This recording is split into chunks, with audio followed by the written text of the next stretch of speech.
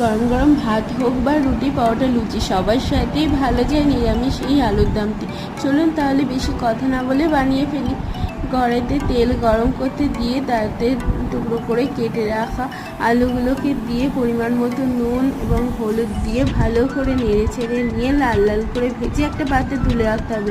এদিকে এই মশলাটা তৈরি করে নিলাম। এতে হচ্ছে গোটা গোলমরিচ, দারচিনি, এলাচ, লবঙ্গ, জায়ফল, জয়িত্রী, বাদাম দিয়ে একটা পেস্ট তৈরি করে নিলাম। কড়াইতে তেল দিয়ে ওর মধ্যে ওই তেজপাতা ফোড়ন দিয়ে আলু আর মশলাটা দিয়ে টমেটো সস, কাঁচা লঙ্কা দিয়ে ভালো করে নেড়ে ছেড়ে নিয়ে তেল ছাড়া অবধি কষাতে হবে।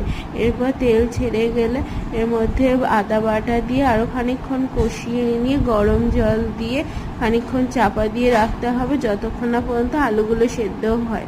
আলুগুলো সেদ্ধ হয়ে গেলে সামান্য পরিমাণ চিনি দিয়ে গরম গরম পরিবেশন করুন রুটি, লুচি বা পরোটার সাথে।